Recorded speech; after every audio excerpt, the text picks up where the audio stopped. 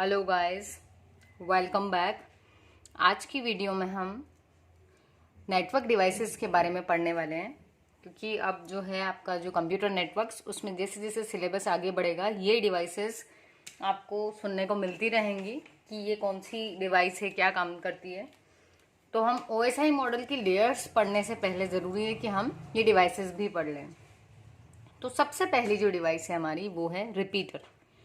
जब हम OSI model देखेंगे तो उसमें हम देखेंगे उसमें 7 लेयर्स होती है। तो जो सबसे पहली लेयर होती है उसको बोलते हैं फिजिकल लेयर। ठीक है, तो ये उस पहली लेयर पर ऑपरेट करती है। अब इसका काम क्या होता है, देखिए क्या होता है कि जब आपका एक कंप्यूटर है, ठीक, इस कंप्यूटर से आपने कुछ मैसेज भेजा है किसी और के लिए, तो अब आपका मैसेज ट्रेवल करते करते उस तक पहुंचेगा। लेकिन ज़रूरी नहीं है कि आप जिसको मैसेज भेज रहे हो वो आपके बहुत पास हो, लॉन्ग डिस्टेंस भी हो सकती है। ठीक है, तो जब लॉन्ग डिस्टेंस में आपका मैसेज ट्रेवल करता है तो कई बार ये हो जाता है कि उसमें नॉइस इंट्रोड्यूस हो जाती है मैसेज में। तो मैसेज हमारा जो है या तो करप्ट हो जाता है या उसमें कुछ एरर्स आ जाती हैं। तो हर चीज़ की एक लिमिट होती है, तो उतनी लिमिटेशन तक, उतनी डिस्टेंस तक तो ये अच्छे से ट्रेवल करता है।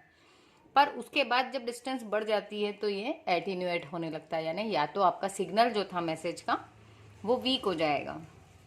क्या होता है कि हम मैसेज लिखते किस में हैं, हम अपने नंबर्स अपने लैंग्वेज में लिखते हैं, इंग्लिश या हिंदी, जो भी हाई लेवल लैंग्वेज है। और मैसेज फिर क्या रहता है, कंप्यूटर में डिजिटल फॉर्मेट में रहता है। अब जब वो ट्रेवल करता है तो वो डिजिटल से किस में जाता है, एनालॉग के फॉर्म में। अब ये ट्रेवल करता है, इसको सिग्नल बोल रहे हैं हम, मैसेज अभी सिग्नल बन चुका है। अब ये ट्रेवल कर रहा है जब, तो यहाँ पर कहीं मान लो कि कुछ नॉइस थी, तो ये मैसेज जहाँ ऐसा था, अब ये मैसेज कुछ ऐसा जा सकता है आगे जाने पर। तो जितनी ज़्यादा डिस्टेंस बढ़ेगी मैसेज के करप्ट होने के चांसेस उतने ज़्यादा हैं। तो इसलिए ये जो है हमारा रिपीटर, ये एक डिवाइस है जो क्या किया जाता है, एक पर्टिकुलर डिस्टेंस के बाद में यहाँ पर मान लो रिपीटर लगा दिया। तो रिपीटर का काम क्या होता है कि जो मैसेज था, ओरिजिनल मैसेज, उसको वापस से रीजनरेट करना, मतलब फिर से जो आपका ओरिजिनल मैसेज था वो बन के निकलेगा बाहर, बिट बाय बिट वो उसको फिर से रीजनरेट कर देता है। फिर उसमें स्ट्रेंथ आ जाती है, फिर वो जितनी डिस्टेंस ट्रेवल करके यहाँ तक आया था वो आगे की डिस्टेंस भी ट्रेवल करके पहुंच जाता है। यदि फिर हमको लगता है तो बीच में फिर रिपीटर आ जाएगा।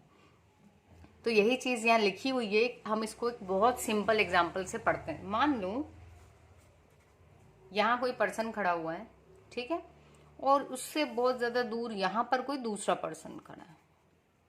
अब इस पर्सन को कोई मैसेज भेजना है इसके पास, लेकिन इसके पास मोबाइल नहीं है, ये मोबाइल से मैसेज नहीं भेज सकता, ठीक है, और ये यहाँ से हिल भी नहीं सकता। इन दोनों को मना कर रखा है, आपको अपनी पोजीशन छोड़नी भी नहीं है। तो अब क्या करेंगे, अब ये हो सकता है कि ये कोई और पर्सन यदि यहाँ हो तो ये अपना मैसेज उसको दे दे, है ना। जैसे मान लो इनकी डिस्टेंस कम थी तो इसने आवाज़ लगा के उसको अपना मैसेज दे दिया कि भाई उस तक ये मैसेज भेज देना। तो इसने सुन लिया, लेकिन इसकी आवाज़ इस तक नहीं पहुंच पाई, ठीक है, क्योंकि जो सिग्नल था वो वीक हो गया था, तो इस तक नहीं पहुंच पाया। तो वो इसके पास आया, तो ये यहाँ से फिर चिल्लाया, इसने भी अपनी आवाज़ दी उसको, तो इसका जो मैसेज यहाँ से था वो इसने सुन के फिर इधर बोला। अगेन यहाँ पर कोई और बंदा था, उसने इसकी बात सुनी और अब इसने फिर से उस मैसेज को रिपीट करके इसे कहा, तो इस तक वो मैसेज आ गया। तो यदि हम बात करें तो ये जो दो काम कर रहे थे दो लोग, वही काम है किसका, रिपीटर का, कि जो ओरिजिनल मैसेज है उसको रीजनरेट करना, उसमें कोई नॉइस नहीं मिलाना, कुछ नहीं। क्योंकि अगर ये बोल यहाँ तक बोलेगा इसको, तो ज़रूरी नहीं है कि इसको आवाज़ आ जाए, या हो सकता है कुछ वर्ड सुनाई दे जाएं कुछ ना दें, ठीक है, तो एरर आ सकती है। लेकिन जब इससे ये सुनेगा, ये सुन के इसको बोलेगा, तो क्या होगा, जो एग्जैक्ट मैसेज था वो ट्रेवल करेगा रेसिपिएंट तक। तो यही काम है किसका, रिपीटर का। Regenerates the signal over the same network. तो सिग्नल आपका बहुत कमज़ोर या करप्ट हो जाए उससे पहले ही सिग्नल इस तक पहुंच जाता है, मतलब करप्ट होने से पहले ही ये सिग्नल इस तक पहुंचा, इसने करप्ट नहीं होने दिया और उसको फिर आगे ट्रेवल करवाया। इसके थ्रू हम क्या करते हैं, लेंथ बढ़ा लेते हैं जहाँ तक आपको मैसेज भेजना है। देखो पहले सिर्फ मैसेज यहीं तक जा सकता था, पर रिपीटर्स लगा करके हमने यहाँ तक भेज दिया है मैसेज। अब एक चीज़ जो आपको ध्यान रखनी है, एम्पलीफायर और रिपीटर में डिफरेंस होता है। क्या डिफरेंस होता है? देखिए, एम्पलीफायर क्या करता है, जो आप डीजे वगैरह सुनते हैं उसमें एम्पलीफायर लगा हुआ होता है। वो क्या करता है कि जो भी साउंड उसको जो भी मिलेगा वो उसको एम्पलीफाई कर देगा, मतलब तेज आवाज कर देगा उसकी बहुत ज्यादा। अब यदि उसको नॉइज भी मिला तो वो उस नॉइज को भी आपको एकदम तेज आवाज में सुना देगा, है ना। कई बार हम सुनते हैं, गरबे होते हैं कॉलोनीज वगैरह में, तो उसमें हम देखते हैं कि कुछ अजीब सा इरिटेटिंग नॉइस आ जाता है, और वो भी एम्पलीफाई होता है। क्यों? क्योंकि एम्पलीफायर जो है वो स्मार्ट डिवाइस नहीं है, उसको जो इनपुट मिलेगा वो उसी को हाई करके बता देगा। जबकि जो रिपीटर है वो क्या कर रहा है, bit by bit original message फिर से रीजनरेट करेगा और उसको आगे ट्रेवल करवाएगा।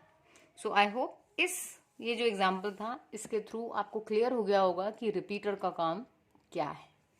नेक्स्ट उसमें हम देख लेते हैं अब हब। हब जो है ये भी एक फिजिकल लेयर की डिवाइस है।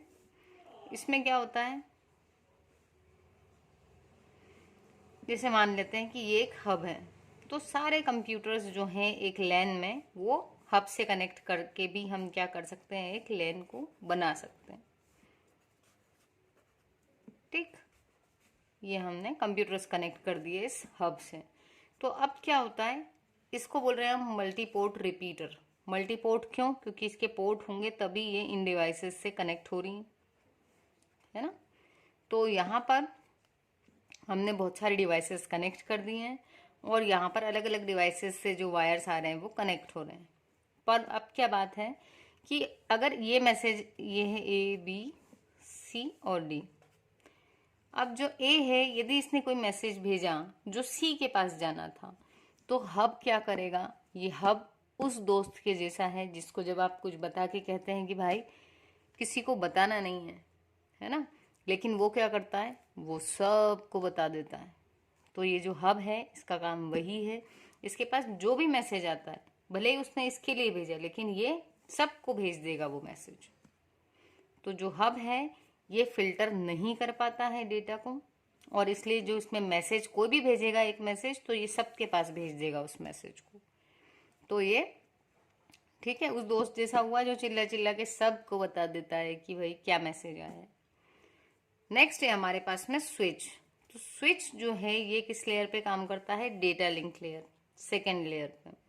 ये क्या करता है, ये देखो ये है स्विच। यदि इससे भी हम बात करें कि बहुत सारे डिवाइसेस कनेक्टेड हैं, तो ये स्विच क्या करता है, ये इंटेलिजेंट डिवाइस है। ये क्या करेगा, ये चेक करेगा कि ये जो मैसेज है ये किसको देना है। ठीक है, जैसे मान लो ये जो ए था, इसने मैसेज दिया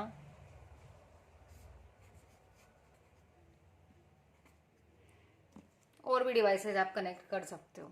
तो आपने यहाँ और भी सिस्टम्स बना लिए। मैंने सिस्टम जो बनाया है वो बहुत गंदा सिस्टम बना है, आई नो। तो ये जो थे बहुत सारे सिस्टम्स कनेक्टेड हैं मान लिए हमने। अब क्या हुआ, ये जो था उसने एफ ने मैसेज भेजा ई के लिए, तो स्विच के पास मैसेज गया। अब यहाँ पर ये क्या करेगा, ये उसका एड्रेस चेक करेगा कि किस एड्रेस पे भेजा है ये मैसेज, किसके लिए भेजा है। तो ये सिर्फ उसी को भेजेगा मैसेज। प्लस ये एक चीज और करेगा, ये इंटेलिजेंट डिवाइस है, ये भी टेस्ट करेगी कि जो मैसेज आ रहा है क्या उसमें कोई एरर है।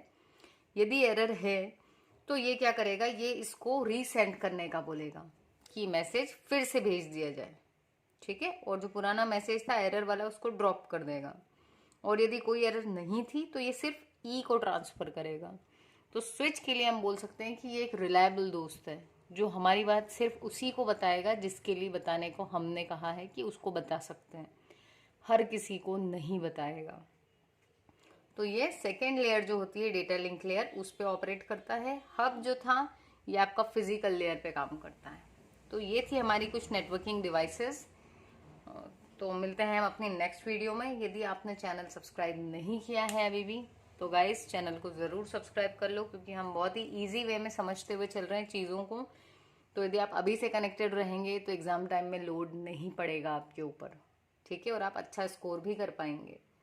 तो मिलते हैं अपने नेक्स्ट वीडियो में।